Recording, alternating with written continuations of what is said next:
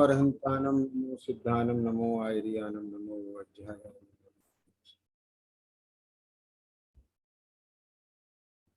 तीन भुवन में सार वीतराग विज्ञानता, शिव स्वरूप शिवकार नमः प्रियो विस्म।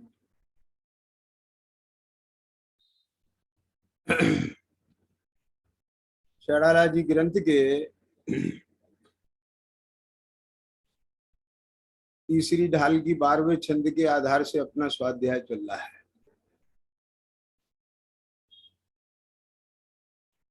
जिन बच्च में संकान धार वृष, भव सुख वांछा भाने, मुनितन मलिन ना देख घिनावे, तत्व कुतत्व पिछाने, निज गुण आरोपर अवगुण ढाके, वाजिन धर्म बढ़ावे, कामादिक कर व्रस्त चिगते, निज पर को सुदृढ़ावे, धर्मी सो गो वच्छ प्रीति सम, कर जिन धर्म दीपावे, इन गुणत विपरीत दोष वसु, तिनको सतत खिपावे। इसमें वात्सल्य अंग के बाद में अंतिम प्रभावना अंग का वर्णन किया गया है। निशंकित, निकांक्षित, निर्विचिकित्सा, अमूढ़ दृष्टि, उपगुहन, स्थितिकरण, वात्सल्य और प्रभावना, ये सम्यक दर्शन के 8 अंग हैं, जिनमें आज अंतिम 8वें वात्सल्य प्रभावना अंग की अपन चर्चा करेंगे। ध्यान देना,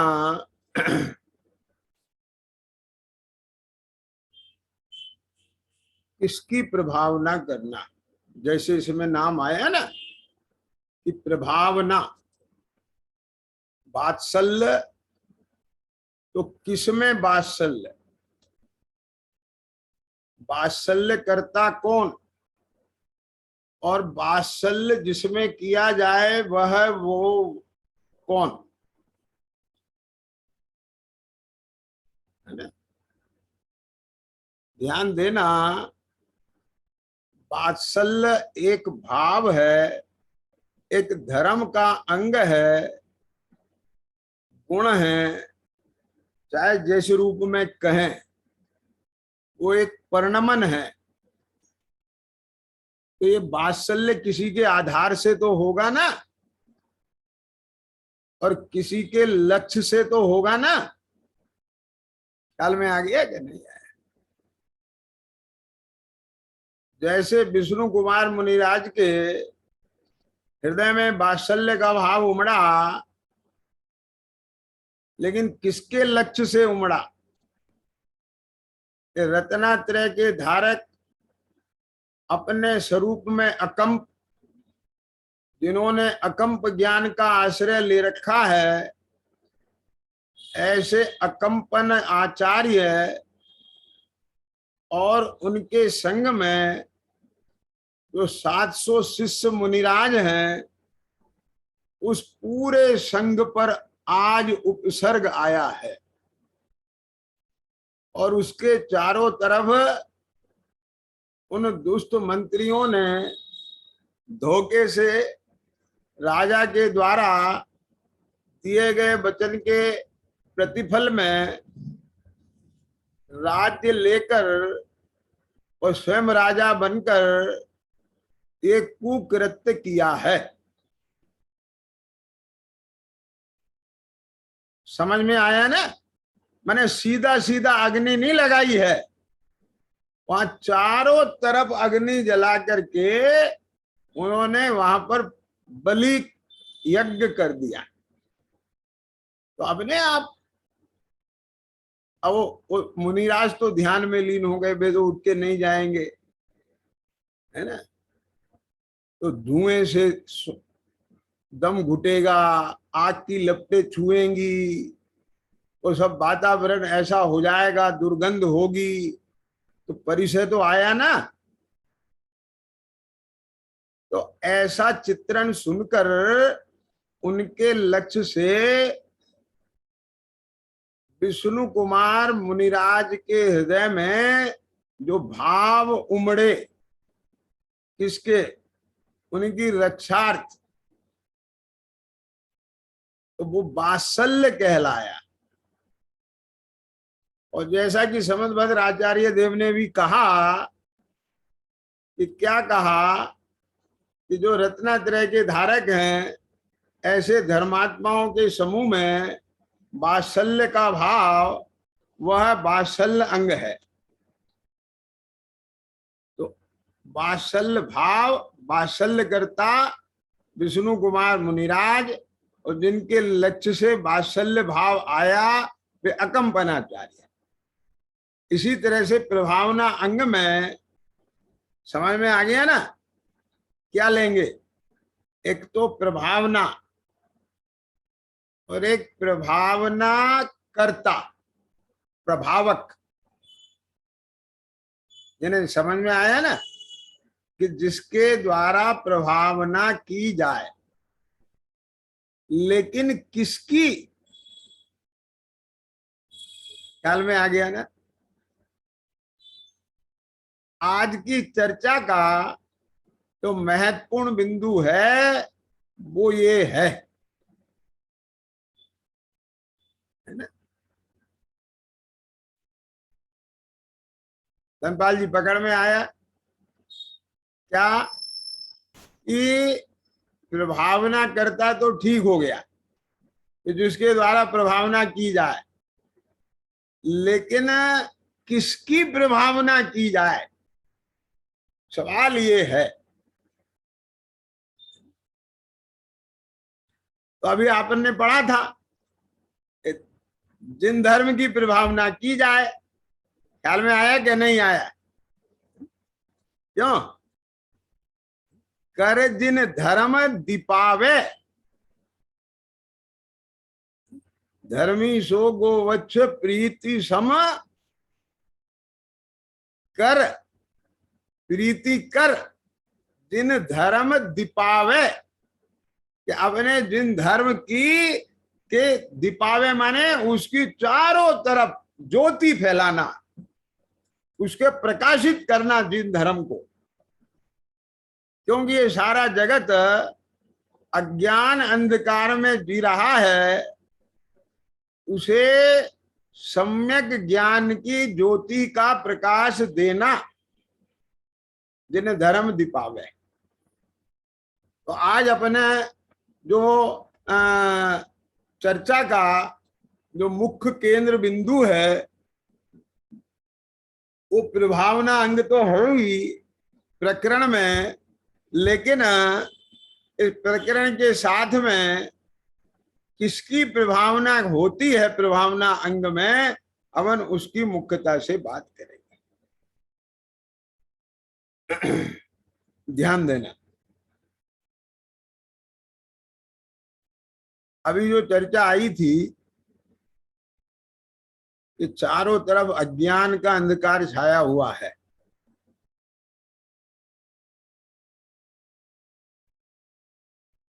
और अंधेरे में जिसको जो लगता है वो लग रहा है, जिसको जो लग रहा है वो मान रहा है। अगर किसी को रस्सी सांप लग रही है तो व्यर्थ में भयभीत है, और सांप रस्सी नजर आ रहा है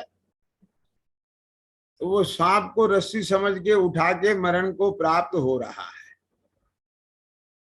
आगे समय में कि नहीं आगे। इसी तरह से ये जो पंचेंद्री के विषयों के भोग हैं तो ये सांप, लेकिन भ्रम से लग रहे हैं ये सुख के साधन। और इन सांपों को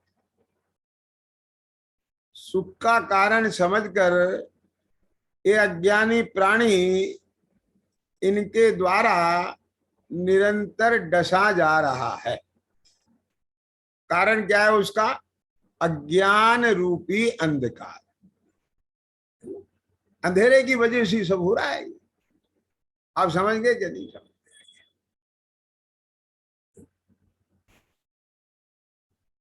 ये मिथ्यात्व का अंधेरा छाया हुआ है चारों तरफ, कि जैसा स्वरूप है वैसा नहीं भासता, जैसा भासता है वैसा स्वरूप है नहीं।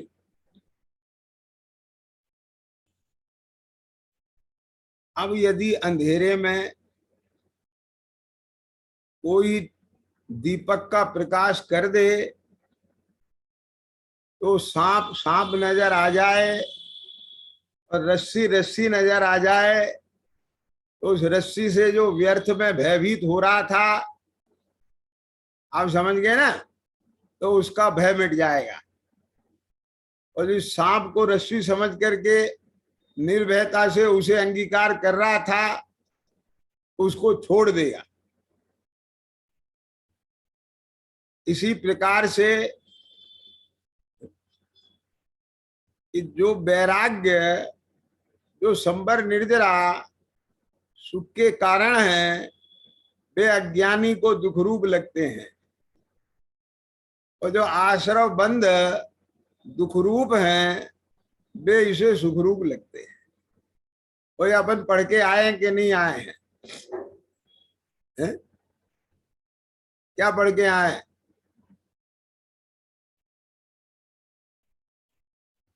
बताएगा कोई?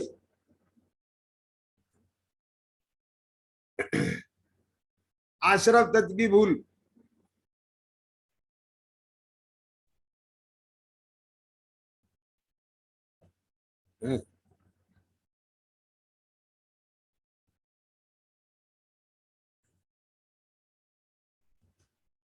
क्या बात?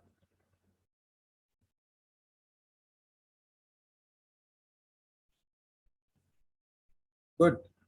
रागादि प्रगटिए दुख देन, तिन ही को सेवत गिनत चैन। ख्याल में आ गया ना? जिन्हें सही है। तो रागादि कैसे हैं? ये सांप हैं, दुख के कारण हैं, लेकिन अज्ञान रूपी अंधकार में इस सारे जगत को क्या लग रहे हैं? सुख रूप लग रहे हैं। रागादि की पूर्ति करने पे चैन पड़ती है ना? इन्हीं को सेवत, उनकी सेवा करता है। राग की सेवा करता है माने राग की पूर्ति करता है, और राग की पूर्ति होने पर मजा आता है। सेवत गिनत चैन। लेकिन जो संबर निर्जरा, जो ज्ञान वैराग्य सुख के कारण हैं, वो इसे कैसे लगते हैं? दुख रूप लगते हैं। बोलो, लाइन बताओ।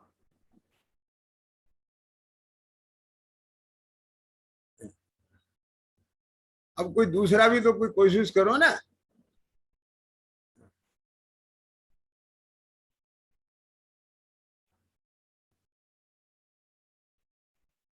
बोलो।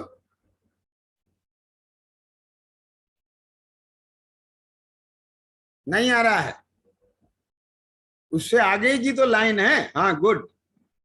हाँ, आत्महित हेतु विराग ज्ञान ते लखे आपको कष्ट दें।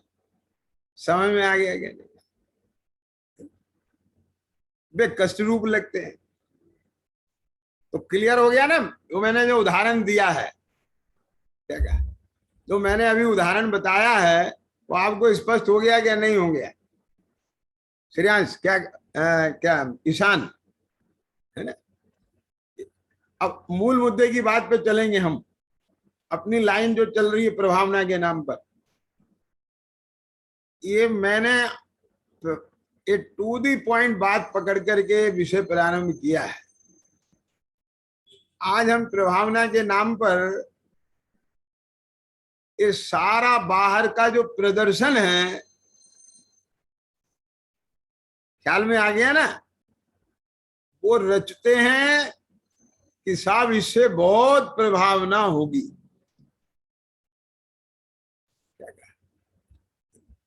उसमें प्रभावना में जिस तत्व ज्ञान की, जिस तत्व की, जो भगवान के स्वरूप की, आत्मा के स्वरूप की, सम्यक दर्शन ज्ञान चारित के स्वरूप की, मुक्ति के मार्ग की प्रभावना होना चाहिए, वो तो गौण हो जाती है, कहो तो उसका अभाव ही हो जाता है। लेकिन जो आयोजक हैं उनकी प्रभावना जरूर हो जाती है। समझ में आ गया कि नहीं आया? आयोजिका का प्रभाव जरूर समाज पे आ जाता है, उनका नाम जरूर रोशन हो जाता है। समझ में आ गया कि नहीं आया? तो सबके मुंह में से यही बात निकलती है कि उनके द्वारा बहुत बढ़िया भव्य आयोजन किया गया है। वो चर्चा अपन बाद में लेंगे शैलेंद्र, समझ में आया ना? अभी अब हम मूल मुद्दे की बात पे चल रहे हैं, और मूल मुद्दे की बात क्या है कि प्रभावक तो प्रभावक है ही, प्रभावना तो प्रभावना है ही, लेकिन किसकी प्रभावना का नाम प्रभावना है, और वो जो मूल बात है उसकी प्रभावना का मतलब क्या है, ये दो विषय रहेंगे। आई समझ में क्या नहीं है? मुझे मालूम है आपको शायद ये प्रश्न उठ सकता है कि साहब 8वें अंग की प्रभावना अंग में तो रथ यात्रा महोत्सव का जो लिखा हुआ है, तो रथ यात्रा निकालना ही तो प्रभावना है ना। देखो उसमें कहानी में भी तो यही था कि रानी उर्मिला ने रथ निकलवाया और जिन धर्म की प्रभावना हुई। मैं उसकी भी चर्चा करूंगा अभी, लेकिन आप मूल विषय पे आइए। समंतभद्र आचार्य देव ने रत्नगंज श्रावकाचार्य के 18वें नंबर के श्लोक में जो चर्चा की है ना, मैं वहां से बात उठा रहा हूं। अज्ञान तिमिर व्याप्ति, क्या कहा? अज्ञान रूपी तिमिर माने अंधेरा व्याप्त है, फैला हुआ है। ख्याल में आया ना? कहां फैला हुआ है? यहां तो देखो ना, दिन में तो सूरज देवता का इतना बड़ा प्रकाश है, और रात को भी कोई कमी नहीं छोड़ी। पहले तो तुम्हारे लालटेन जलती थी, लैंप जलते थे, दिए जलते थे, सड़क पर वो जलती थी। आजकल तो स्ट्रीट लाइट ऐसी आ गई हैं कि ये नहीं पता चलता कि दिन है कि रात है। तो अंधेरा है कहाँ? ये अंधेरा तुम्हारे अंदर है। समझ में आया? हमारे अंदर है। कहाँ है हमारे अंदर? हम तो बहुत अच्छी तरह से देख जान रहे हैं।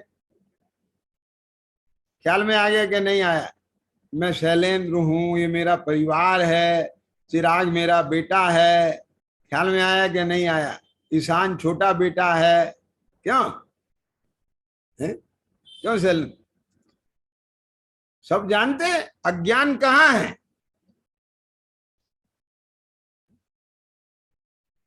बोलो। ये जो तुम जानते हो ये सच्चा स्वरूप नहीं है। किसान समझ में आ गया ना? ये तो कर्म का नाटक है। लेकिन नाटक में राजा का स्वांग करने वाला जो राम कुमार है, वो राम कुमार अंदर में ये जानता है कि मैं राजा नहीं हूं, राम कुमार हूं। ये तो थोड़ी देर के लिए राजा का स्वांग कर रहा हूं। अकेला जानता नहीं है वो, उसे पूरा पक्का विश्वास है। समझ में आ गया कि नहीं आया? लेकिन मैं आपसे पूछता हूं, क्यों ईशान, राम कुमार की तरह तुम्हें भी लगता है कि मैं आत्मा राम हूं और ये जो ईशान है ये तो कर्म का नाटक है, थोड़ी देर का स्वांग है, ऐसा ज्ञान जानता है तुम्हारा? बोलो, है? जानता है? लगता है ऐसा? क्यों सैलू, बोलो, विश्वास है ऐसा अंदर में? कैसा विश्वास? दो टूक जैसा राम कुमार को राजा के स्वांग में है। आगे समझ में कि नहीं आगे? तो फिर आपको क्यों नहीं लग रहा है, जब वास्तव में सर्वज्ञ देव भगवान ये कहते हैं कि तुम आत्मा हो, तो तुम्हें क्यों नहीं लग रहा है? बात समझ में आ गया कि नहीं आया? जब वास्तव में, सुनना ध्यान से जरा, बोले साहब वो तो सर्वज्ञ भगवान कह रहे हैं, हमें तो पता नहीं। अरे तुम्हें ही पता चलेगा, तुम टेंशन मत करो। क्या कहा? तुम जरा अपने अंदर में सम्यक ज्ञान का प्रकाश करो, और यदि तुम्हें ये भाषित ना हो कि मैं देह से भिन्न ज्ञान स्वरूप आत्मा हूं, तभी शंका कर लेना सर्वज्ञ भगवान पर। ध्रुव क्या कह गए हैं? समझ में आ रहा है कि नहीं आ रहा है? ये तो प्रमाण है ना। अब उदाहरण लेता हूं कि जैसे तुम्हें अंधेरे में सांप रस्सी और रस्सी सांप लग रही है, क्या कहा? तो अब बोले कौन जाने कि ये रस्सी है कि सांप है, हमको तो जो लग रहा है वही मानेंगे ना। हम मानो, कोई दिक्कत की बात नहीं है, लेकिन एक बार दीपक का प्रकाश कर लो। ख्याल में आ गया कि नहीं आया? समझ में आई कि नहीं आई बात? तो ये जैसे वो है तो सांप, और भास रहा है रस्सी, है वो रस्सी लेकिन लग रहा है सांप, इसका नाम है अंधेरा। और इसी तरह से हो तो आप ज्ञान स्वभाव आत्मा ईशान, और लग रहा है तुम्हें मैं ईशान हूं। ख्याल में आ गया? है तो ये रागादि दुख रूप, और लग रहा है तुम्हें सुख रूप। एक ज्ञान और वैराग्य, है तो ये सुख रूप, और लग रहे हैं तुम्हें ये कष्ट रूप। इसी का नाम है अज्ञान, अंधकार। आगे समझ में क्या नहीं आएंगे? ये पुद्गल के प्रकाश में रस्सी तो रस्सी लग जाएगी, सांप सांप दिख जाएगा, रस्सी और सांप का भ्रम तो ये पुद्गल का प्रकाश मिट देगा। के जैन जी क्या कह रहा हूं? लेकिन ये मैं ज्ञान स्वभाव आत्मा हूं, शरीर नहीं हूं, और ये रागादि भाव दुख रूप है, बंध रूप है, इनका अभाव ही निर्बंधता है, सुख है। ये लगना करोड़ों सूरजों के प्रकाश में भी नहीं होगा, लेकिन एक सम्यक मति श्रुत ज्ञान के दीपक के प्रकाश में भास जाएगा। क्या विनोद जी, समझ में आ गई क्या नहीं आ गई? अब सुनना ध्यान से जरा। जिसने अथवा जिसके मन मंदिर में, ये मन मंदिर मेरा स्थूल दृष्टांत है कहने का, जैसे घर में दीपक जलता है ना, तो ऐसे मन मंदिर कह दिया मैंने। जिसके अंतर में सम्यक मति श्रुत ज्ञान का दीपक जला और उस दीपक के प्रकाश में जिसे भाषित हुआ कि मैं देह नहीं ज्ञान स्वरूप आत्मा हूं और ये रागादि भाव मेरा स्वभाव नहीं है, तो दुख रूप भाव है, कर्म की उपाधि है। ख्याल में आ गया कि नहीं आ गया? मैं जैसा वस्तु तत्व है वैसा भास गया। तो उसके उस सम्यक मति श्रुत ज्ञान दीपक से, उस दीपक के ज्ञान प्रकाश से, ध्यान से सुनना, दूसरे जीवों की परिणति में मति श्रुत ज्ञान का सम्यक दीप जलना और सम्यक दीप जल के उसका ज्ञान अंधेरा मिटना और मिट करके उसमें उसका सच्चा स्वरूप भासना, बस इसका नाम है अज्ञान अंधेरा फैला हुआ है। उसे सच्चे स्वरूप के प्रकाश से दूर करके जिन शासन का महात्म्य बतलाना, वही प्रभावना अंग है। आगे बात पकड़ में के नहीं आगे?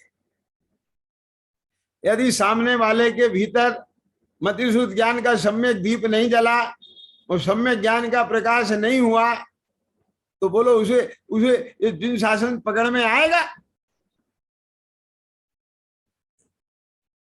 जैन धर्म की जय, जैन धर्म की जय बोलने से जिन शासन का महात्म्य नहीं आता है। क्या देवेंद्र, मुझे नहीं दिख रहा है, तुम्हें कैसा लग रहा है? क्या अंधेरे में बैठे हो तुम? अरे भाई, पहले बाहर का अंधेरा तो दूर कर ले हो। हाँ, क्या क्या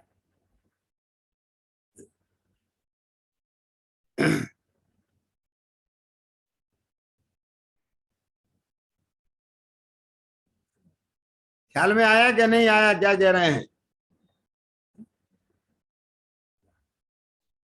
देखो, मैं सही बतला रहा हूं। अभी पिछले दिनों में ये बात कही थी रविवार के पाठशाला में, सब लोग वीडियो ऑन करके बैठेंगे, तो भी बहुत लोगों ने वीडियो ऑन नहीं कर रखी थी। तो बात ये आई, तो मेरे को ये बताया कि जो वीडियो ऑन नहीं करते वो ऑन होके नहीं बैठते।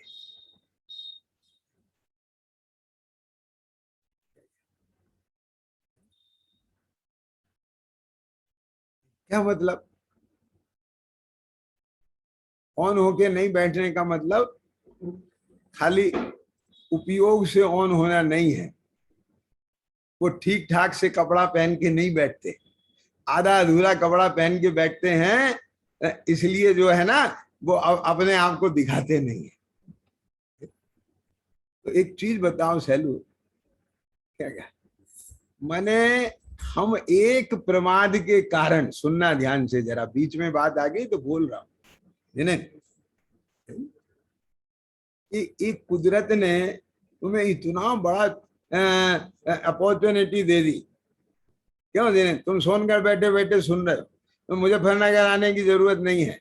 के जैन जी दिल्ली अपने सूर्यनगर में बैठे बैठे सुन रहे हैं घर में, मंदिर तक भी आने की जरूरत नहीं है। ख्याल में आए?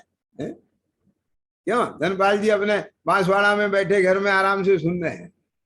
एक कुदरत ने तुम्हें इतनी सुविधा दे दी कि घर से बाहर नहीं निकलना, उतरना नहीं, स्वाध्याय भवन तक नहीं जाना, और उसमें भी इतना प्रमाद कि हम ठीक ठाक कपड़े पहन के नहीं बैठे आराम से चौकी पे, हैं आधे अधूरे कपड़ा पहन के बैठे। क्यों? समझ में आ गया क्या नहीं आया? तो कुदरत अवसर छीन देगी। तो बोले ठीक है, अब तुम पूरे कपड़ा पहनो और घर से नीचे उतरो, मंदिर जाओ, और तुम्हें अगर लाभ लेना है तो मुजफ्फरनगर जाना पड़ेगा, तब मिलेगा। इतनी माने वही है ना, देखो यहाँ पे बात आ गई कि नहीं आ गई, कि जितनी सुविधा मिले, क्या जो जो भोग मन वांछित जन पावे, आगे समय में कि नहीं आ गई, हम उतना ही उतना और सुविधा मिल जाए। देखो, इससे बहुत बड़ा फर्क पड़ता है ना? एक चेतना आती है, जागरूकता आती है, है ना, प्रमाद नहीं आता है। मुझे भी दिखता है, लगता है कि कौन कितनी जागरूकता के साथ सुन रहा है, अवेयरनेस आती है। आप भी सजगता के साथ सुनोगे कि सब लोग मुझे देख रहे हैं। ख्याल में आया कि नहीं आया? अब देखो कितनों की वीडियो ऑन होती है। आज तो नहीं होंगी, कल पता चलेगा। चलो, मैं पहले नहीं समझता था।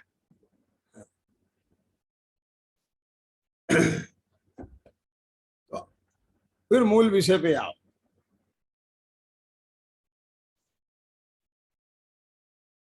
देखो, जब जब प्रभावना की बात आती है तो प्रभावना में जो बाहर के आयोजन होते हैं, उन आयोजनों को प्रभावना का नाम दिया जाता है। बात को समझना मैं क्या कह रहा हूं, है ना। जैसे पंच कल्याणक का आयोजन, ये प्रभावना का निमित्त है। समझ में आया ना? क्या बोलते हैं? प्रभावना का निमित्त है। रथ यात्रा महोत्सव प्रभावना का निमित्त है। प्रभावना में निमित्त है, प्रभावना नहीं है। क्या कह गए? कह तो सही रहे हैं लेकिन समझ नहीं रहे हैं। समझ क्या रहे हैं? पंच कल्याणक का आयोजन हुआ माने प्रभावना हो गई, रथ यात्रा निकली माने प्रभावना हो गई। बहुत प्रभावना हुई, 20 तो बैंड निकाले गए, इतनी बग्गी निकाली गई। समझ में आ गया क्या नहीं आया? इतना भारी लोग थे, सबने वाह वाह की, बहुत प्रभावना हुई। पंच कल्याणक में बहुत प्रभावना हुई। 50 करोड़ रुपए इकट्ठे हुए। समझ में आ गया कि नहीं आया?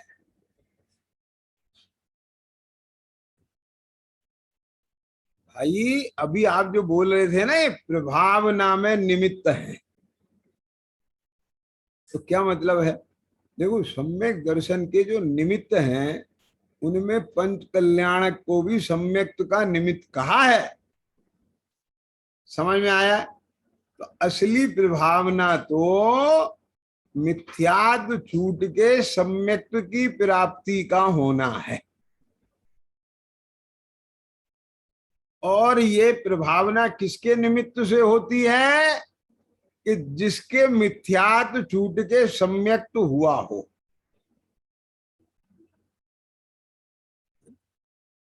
आप क्यों भूल जा रहे हो? ये प्रभावना अंग सम्यक दर्शन का ही तो अंग है। तो सम्यक दर्शन का अंग है तो सम्यक दृष्टि के होगा कि मिथ्या दृष्टि के होगा? क्यों विनोद जी बोलो? तो प्रभावना मिथ्या दृष्टि से होगी कि सम्यक दृष्टि से होगी? ख्याल में आ गया क्या नहीं आया?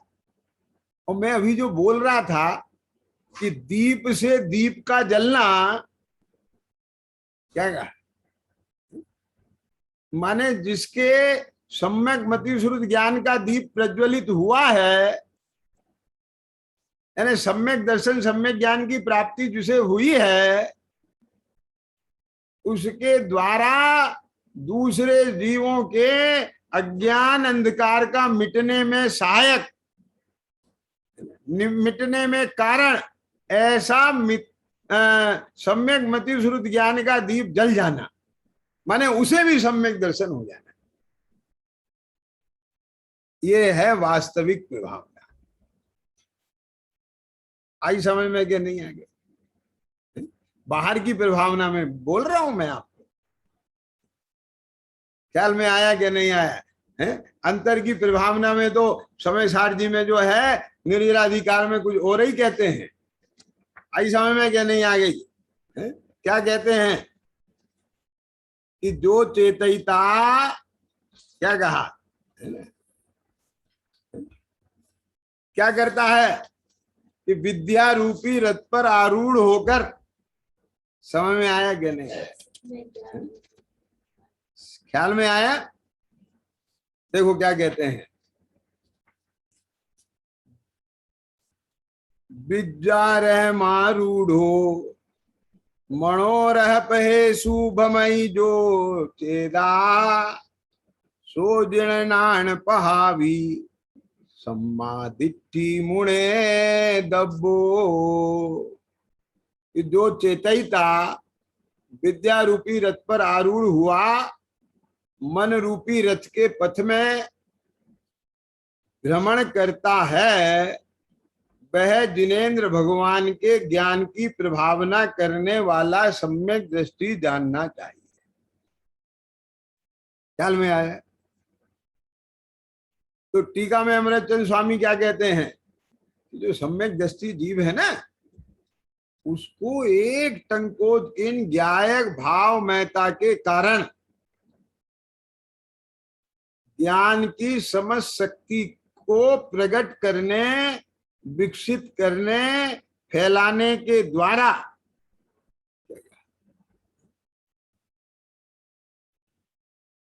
क्या मतलब है? ज्ञान की समस्त शक्ति को प्रकट करने, विकसित करने, फैलाने के द्वारा। अरे ज्ञान में अनंत शक्ति है कि बिना इंद्री मन के लोकालोक को, भूत भविष्य काल को एक समय में युगपद जान सके, युगपद देख सके, जान सके, ऐसे दर्शन ज्ञान की अनंत शक्ति है। और मालूम है विनोद जी क्या है? इतना ही नहीं, मैं इसके साथ एक बात और कहना चाहता हूं कि देख जान सके, और वो भी बिना मोह के। ख्याल में आया? बिना विकल्प के, बिना राग द्वेष के, बिना अच्छे बुरे की कल्पना के, जिसे ध्यानद राय जी ने एक ही लाइन में कह दिया, सकल गे ज्ञायक तदपि। क्या बोला? आत्मा स्वभाव से तो ज्ञायक है ही, लेकिन जिस ज्ञायक स्वभावी आत्मा की श्रद्धा, जिस ज्ञायक स्वभावी आत्मा का ज्ञान, तो ज्ञान श्रद्धा के बल से, यानी ज्ञायक भाव महता के कारण से, है ना, एक ज्ञायक भाव महता के कारण इसमें एक तो जो त्रिकाली ध्रुव स्वभाव है ज्ञायक भाव महता, वो तो सब जीवों का है, लेकिन उसकी दृष्टि जिसे हुई है, जिसके ज्ञान में वो आ गया है, ऐसा जो सम्यक दृष्टि है, वो ज्ञान की समस्त शक्ति को, आगे समय में समस्त माने यहां अनंत शक्ति को प्रकट करने, उसको विकसित करने, उसको फैलाने के द्वारा प्रभाव उत्पन्न करता है। प्रभाव उत्पन्न करता है। कहां प्रभाव उत्पन्न करता है? दूसरों पे प्रभाव उत्पन्न नहीं करता है, स्वयं में अपना प्रभाव उत्पन्न करता है। एक कैसे करता है? सुनना ध्यान से जरा। देखो, अभी आपके ज्ञान पे पर का प्रभाव है। क्या बोला मैंने? नहीं आया समझ में? क्यों विनोद जी, बोलो। पर का प्रभाव है कि नहीं ज्ञान पे? आप जिससे प्रभावित होते हो उधर की तरफ खींचते हो कि नहीं खींचते हो? उससे जुड़ते हो कि नहीं जुड़ते हो? उसे याद करते हो कि नहीं करते हो? उसके पास जाते हो कि नहीं जाते हो? किसके पास? जिससे आप प्रभावित होते हो, यानी जिस पर आपका प्रभाव है। तो ज्ञान पर जिसका प्रभाव होगा, ज्ञान उधर ही लगेगा। जो युगल जी ने लाइन लिखी है ना, धनपाल जी, जड़ पर जुग जुग जाता चेतन, ये चेतन जड़ पे क्यों झुकता जाता है? क्योंकि जड़ का प्रभाव है। जड़ का प्रभाव माने पुद्गल का प्रभाव है, ये इंद्रियों का प्रभाव है। मैं वही बात कह रहा हूं, यहां को अलग नहीं कह रहा हूं। क्या कि ज्ञान पर किसका प्रभाव है? जिन्हें जिधर एक ज्ञान जा रहा है, झुक रहा है, एक ज्ञान का उधर झुकना, जाना और जाते रहना, इसी का नाम ध्यान है। तो आरत ध्यान का क्या मतलब है? कि जो तुम्हारे इष्ट का वियोग हुआ, उसका आपके ज्ञान पर इतना प्रभाव है कि बार बार ज्ञान वहीं लगता है। तो अनिष्ट का संयोग हुआ, ज्ञान पर उसका इतना प्रभाव है कि ज्ञान बार बार वहीं जुड़ता है। और यदि उस संयोग वियोग का काल है ना, चाहे वो अनिष्ट का संयोग हो या इसका वियोग हो, उस संयोग वियोग को यदि ज्ञान वस्तु स्वरूप के आलोक में जाने, समझ में आ रहा है ना, तो इसी का नाम धर्म ध्यान है। क्या कह गए? क्या बोला? ज्ञान तो जान ही रहा है, लेकिन किससे प्रभावित होके जान रहा है? सवाल समझ में आया क्या नहीं आया? यदि वस्तु स्वभाव का प्रभाव ज्यादा होगा तो वहां इष्टान इसकी कल्पनाओं में नहीं जाएगा, इष्ट के वियोग में नहीं जुड़ेगा। जुड़ेगा माने इष्ट का वियोग जुड़ करके आकुलित नहीं होगा। ये तो कर्म का विपाक था, हो गया इसका वियोग। ये तो कर्म का विपाक है, हो गया अनिष्ट का संयोग। और इसका वियोग हो चाहे अनिष्ट का संयोग हो, है तो पर में ही ना। मेरे दर्शन ज्ञान चारित्र में क्या बदलाव आएगा उसके संयोग वियोग से? ज्ञान जान ही रहा है, दर्शन जान ही रहा है, देख ही रहा है। समझ में आ गया क्या नहीं आया? तो ज्ञान में यदि इस प्रकार की विचारना चलेगी, ज्ञान ऐसा जानेगा, तो समझ लो ज्ञान पर वस्तु स्वरूप का प्रभाव है। मेरा मतलब समझ में आ गया क्या नहीं आया? और यदि वस्तु स्वरूप के आलोक में नहीं जान रहा है, तो ज्ञान पर मोह का प्रभाव है। क्या ईशान पकड़ में आ गया क्या नहीं आया? राजा न्यायाधीश की कुर्सी पर बैठा है, निर्णय लेते हुए यदि उसके ज्ञान पर किसी का प्रभाव होगा तो निर्णय सही ले पाएगा वो बेटा? नहीं ले पाएगा ना। क्या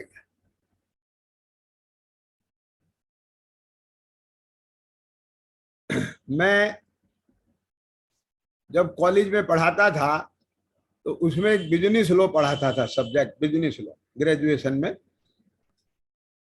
तो बिजनेस लॉ में कॉन्ट्रैक्ट एक्ट पढ़ाता था।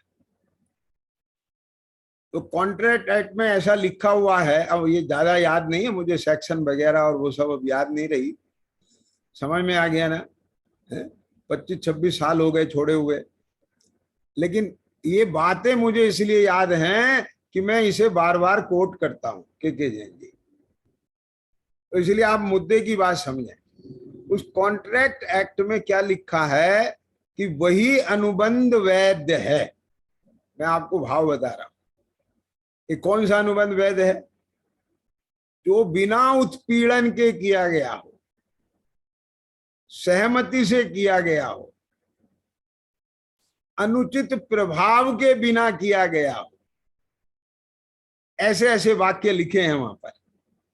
तो वो अनुचित प्रभाव से मुझे याद आया ना, यानी आपने अगर किसी को इमोशनली ब्लैकमेलिंग कर दी, किसान, समझ में आ गया ना, तो ये अनुचित प्रभाव में जाएगा। कि बेटा ने अपना डिसीजन बदल दिया, ये क्या? तो उसने बाहर जाना कैंसिल कर दिया। ये क्यों कर दिया? कि माँ ने भरे हुए दिल से कहा कि बेटा मैं तेरे बिना मर जाऊंगी। समझ में आ गया कि नहीं आया? तो उसने इमोशनली अपना इफेक्ट डाला। समझ में आ गया कि नहीं आ गया? तो ये प्रभाव यदि हमारे ज्ञान पर पड़ रहा है, सुनना जरा ध्यान से, कि किस बात का, कि लक्ष्मी आ जाएगी या चली जाएगी, कोई बुरा कहेगा या अच्छा कहेगा, आगे समय में क्या नहीं है, मैं मर जाऊंगा, लाखों वर्षों तक जी सकता हूं, यदि इस बात का प्रभाव पड़ रहा है ज्ञान पे और ज्ञान उससे प्रभावित होकर के निर्णय ले रहा है, वह अनुचित प्रभाव है। आगे समझ, इसलिए वहां लिखा है मेरी भावना में, कोई बुरा कहे या अच्छा, लक्ष्मी आवे या जावे, लाखों वर्षों तक जीऊं या मृत्यु आज ही आ जावे, अथवा कोई कैसा भी भय या लालच देने आवे, तो भी न्याय मार्ग से मेरा कभी नहीं। इसका मतलब क्या है कि मेरे ज्ञान पर कभी भी कोई मोह का प्रभाव नहीं पड़ना चाहिए। जो वस्तु स्वरूप है, जो यथार्थ है, जो स्व है, ज्ञान में स्व भाषे, जो पर है उसे ज्ञान पर रूप जाने, जानता रहे। समझ में आ गया क्या नहीं आया? तो ये आया ना इसमें, क्या क्या क्या क्या, देखो, ज्ञान की समझ शक्ति को प्रकट करने, विकसित करने, फैलाने के द्वारा प्रभाव उत्पन्न करता है। तो किसका प्रभाव उत्पन्न करता है? स्वभाव का प्रभाव उत्पन्न करता है। बात पकड़ में आ गया क्या नहीं आया? यदि स्वयं में जो स्वभाव है मेरा, उसका प्रभाव बढ़ रहा है, इसको हम दूसरे अंशों में कहें शुद्धि की वृद्धि बढ़ रही है, रागादि की हीनता हो रही है, कषाय शक्ति क्रश हो रही है, ज्ञान वैराग शक्ति बढ़ रही है। क्या बोला है विनोद जी, सुन रहे हो ना? कहां चले गए? तो इसका मतलब है कि प्रभाव हो रहा है। आगे पकड़ में के नहीं आए? जिन्हें क्या कहा, तो ये जो प्रभाव उत्पन्न करता है, इसलिए वो प्रभाव ना करने वाला है। ख्याल में आ गया क्या नहीं है? तो निश्चय से तो अपनी परिणति में प्रभाव ना कर रहा है। किसके प्रभाव से? इस श्रद्धा ज्ञान के प्रभाव से। उस श्रद्धा ज्ञान के प्रभाव से भी एक कहने में आ रहा है कि श्रद्धा ज्ञान का प्रभाव भी क्यों कहलाया, सम्यक श्रद्धा सम्यक ज्ञान क्यों कहलाई? कि वास्तव में जो अपना त्रैकालिक एक स्वभाव है, पारमार्थिक एक स्वभाव है, जो ज्ञायक भाव महता है, आगे समय में जो कभी बदलने वाली नहीं है, अनादि काल से ज्ञान ने उसे नहीं जाना, श्रद्धा ने उसे नहीं माना। क्यों? दर्शन मोहनी आदि मिथ्यात्व प्रकृतियों के द्वारा जो एक में हुई रही, तो भी उसने अपना स्वभाव नहीं छोड़ा। देवेंद्र, समझ में आ गया ना?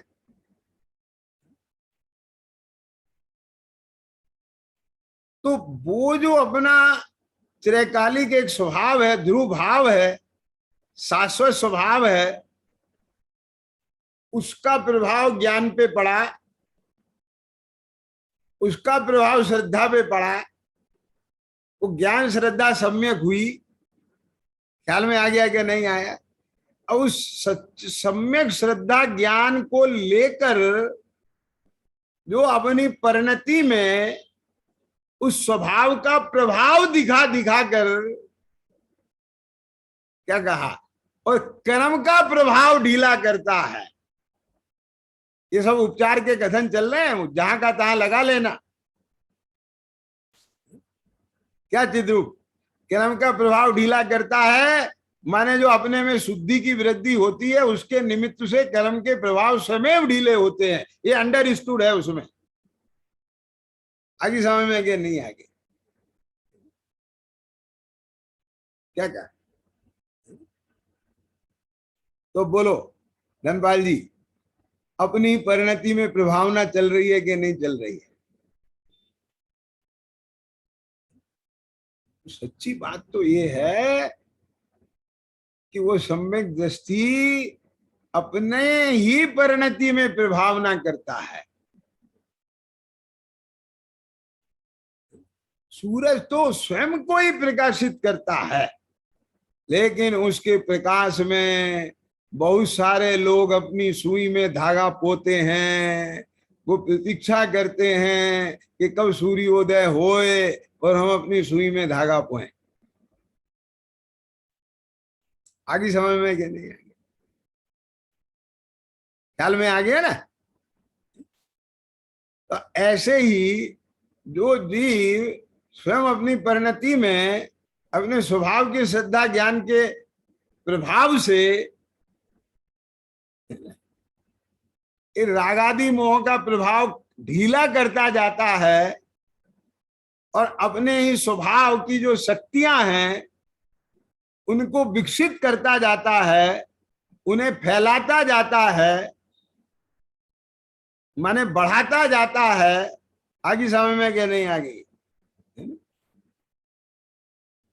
क्या कहा?